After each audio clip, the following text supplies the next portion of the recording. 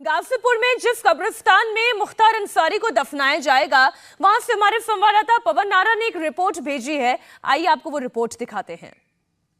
Jail में मुख्तार अंसारी की मौत के बाद यहां मोहम्मदाबाद में उनके अंतिम संस्कार की तैयारी की जा रही है।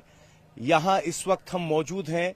ये अंसारी परिवार का निजी कब्रिस्तान है, जिसमें आपको उपराष्ट्रपति हामिद अंसारी के माता पिता की कब्र से लेकर यहां सुभान अल्लाह अंसारी की कब्र भी है, जो मुख्तार अंसारी के पिता हैं, उनकी माता की कब्र यहां है, और उसी के सामने यहां इस्लामिक रीति रिवाज के साथ कब्र को तैयार किया जा रहा है। तो पोस्टमार्टम करने वाली टीम भी इस वक्त पहुंच चुकी है। इसमें लखनऊ के 3 डॉक्टर, बांदा के भी 2 डॉक्टर शामिल हैं।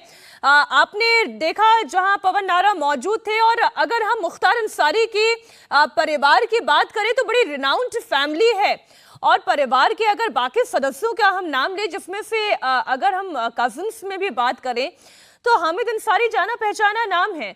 दादा परदादाओं की बात करें, वो भी बड़ा जाना पहचाना रेप्यूटेड फैमिली रही है। लेकिन मुख्तार अंसारी को जाना जाता है उसकी माफियागिरी की वजह से, उसकी गुंडागर्दी की वजह से, उसकी डॉनगिरी की वजह से। लेकिन अब मुख्तार अंसारी इस दुनिया में नहीं रहा। जहां उसे दफनाया जाएगा, वहां से एक रिपोर्ट पवन ने भेजी है, हमारे सहयोगी ने, वो देखें। मुख्तार अंसारी की बांदा जेल में मौत के बाद यहां उनके पैतृक गांव मोहम्मदाबाद में उनके अंतिम संस्कार की तैयारियां की जा रही हैं। इस वक्त हम अंसारी परिवार के निजी कब्रिस्तान में हैं। यहां उस परिवार की सभी कब्रें एक कतार में हैं। स्वतंत्रता सेनानियों का एक परिवार है।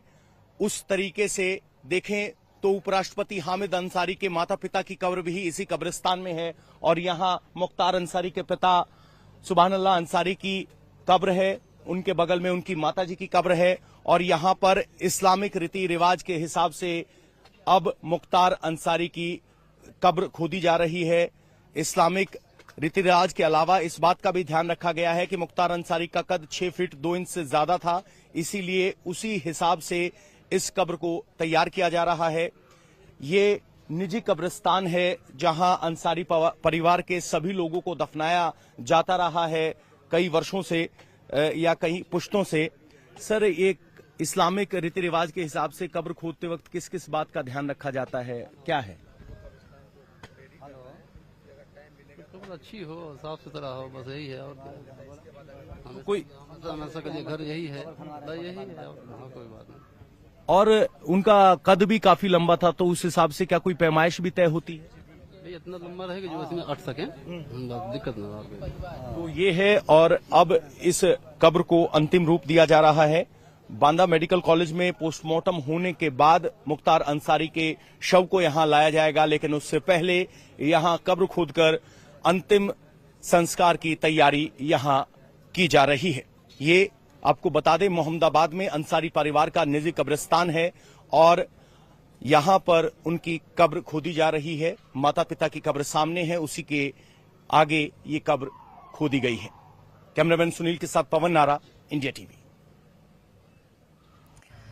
मुख्तार अंसारी मिट्टी में मिल चुका है। अब अगर आप ये कहें कि उसे दफनाने की एक प्रक्रिया है, तो ये तो वो औपचारिकताएं हैं जो किसी भी धर्म में निभाई जाती हैं, जो अंतिम कर्मकांड किए जाते हैं, ये वो उस तरीके का है।